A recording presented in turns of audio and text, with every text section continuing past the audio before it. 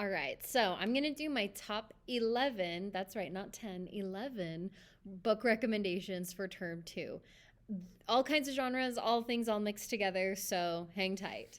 The first one I want to talk about is The Dark Descent of Elizabeth Frankenstein. If you enjoyed reading Frankenstein even a little bit, you will love this book and you have to read it. It's so good.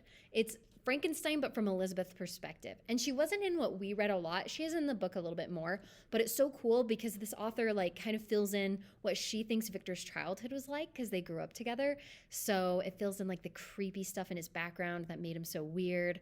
And it has a totally different ending. And if you wanted it to be more action packed in the actual book, this will satisfy that. It is such a good ending. And it's cool because it totally fits with the story. I feel like this could really be the real thing because remember, we have to take Victor's story at face value the way he tells it. So this is her perspective. It's so good. I highly recommend. The next one I want to recommend is called American Born Chinese. This is a graphic novel. So it's a super easy read and a really fun read. It's zany and quirky and funny. It's kind of like three different stories that all weave together. So the first one is The Myth of the Monkey King, which is just like Chinese lore, and it's delightful. And that connects with the story about a new Chinese immigrant to the United States. He's like in elementary school and what it's like just being here. And then the other one is, I lost my train of thought. Oh, an American teenager whose cousin's Chinese and comes to visit and they don't get along. So this is kind of like how all three stories come together, and it's super fun. American Born Chinese. This one of my personal favorites, Between Shades of Grey. It's about kind of the untold story of World War II, where so Hitler was committing genocide with the Holocaust, and Stalin in the Soviet Union, who we were allies with, was doing the exact same thing, but even worse. But because we were allies, we didn't really stop him. And we don't talk about it in our history because it's a huge shameful thing that we never stopped them. So this is about it's written by a granddaughter of survivors. So her grandma, grandpa, aunts and uncles who are alive are survivors of this genocide. And it's fictional, but it's based on real accounts. So it's this girl going from concentration camp to concentration camp, just trying to survive. So if you like inspiring survival stories, this is a good one. This one, I have to disclaimer, don't read it if you're already feeling depressed because it will make it worse, but it's so good. It's called Winter Girls. It's about two girls. They're both like very anorexic, two high schoolers, and one of them actually dies. And this girl doesn't really care. It was her best friend. She died from being anorexic, and she doesn't want to change. She still wants to be anorexic. So it's kind of just like her spiral downward and just like getting into the head of someone who's suffering like this. Like it was just really eye-opening for me to know kind of what it's like. And it was so interesting. And it has like kind of a hopeful ending, but also kind of not. So very, very good, but only read it if you're like in a good headspace. This is my current favorite book called Educated. It's kind of famous in Utah because the author, so this is her real life story. She went to BYU. But what it is her dad is like a religious extremist who thinks the government's going to come get them and that schools are evil, doctors are evil. And so they move to Idaho in like the mountains and they hole up and they basically prepare for the end of days. And he's super manipulative and only lets his kids read the Bible and is like, this is truth and you have to be righteous and modest and perfect. And so she just has this like really like abusive kind of life. And some of the stories of the things that happen to them is crazy, crazy, crazy.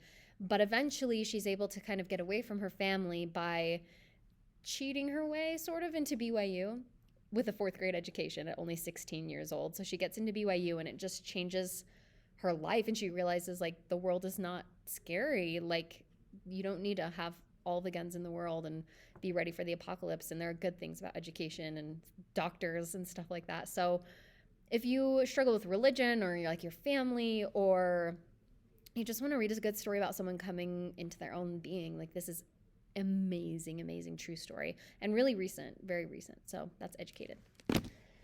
Cute romance alert. So this is 5 Feet Apart. There's a movie that came out, this one, Best YA Fiction of 2020. It's a great book. Two kids with cystic fibrosis. They get super, super sick if they come within 6 feet of anyone. And So they are always at the hospital, and they meet each other and start to like each other because they're always at the hospital together. And to be rebels, they decide they'll be 5 feet apart instead of 6. They're taking 1 foot. And so it's really sweet, fun, just good times romance. This one is another graphic novel called The Boxer.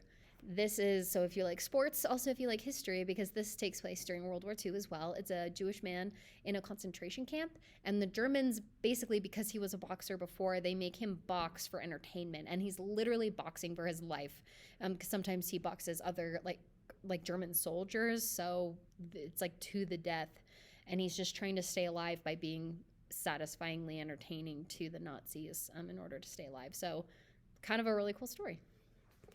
This one is another graphic novel, the last one on my list. You can kind of see. It's another autobiography, so it's a true story. The author talking about, so-called Hey Kiddo.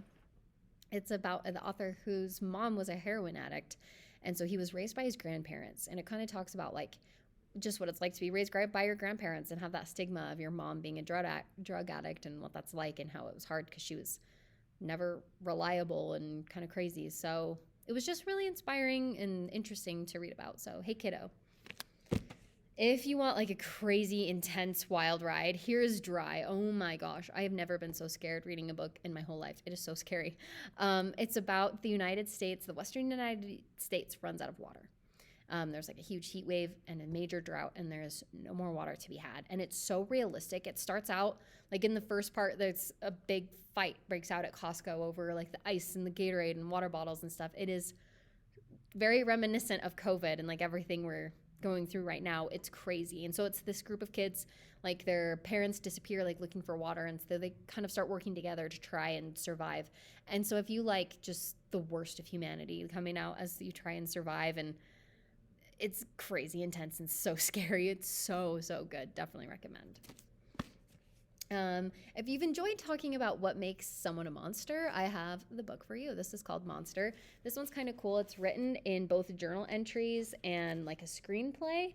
So it's not as long as it looks. And so it's a really good like visual read if you have a hard time visualizing things, because it's like all dialogue. And it's about this kid on trial for armed robbery and murder. And so he's on trial, and they're kind of like, did he do it? Did he not? And we don't really know. And it's the question of, even if he didn't do it, is he a good person? Because he kind of has some things that are suspicious as well. So, and he kind of is grappling with that in himself. Like, am I a monster? What have I done? So it's a good crime thriller. And last but not least, if you like fantasy, this is one of my favorites. Ignore the cover, it's very ugly, but the book is really good. It's called The Goose Girl, and this one I love.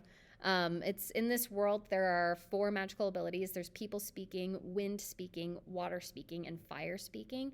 And so this girl is a princess, and her lady in waiting and her look a lot alike, and the lady in waiting has people speaking, and so she can make people do whatever she wants.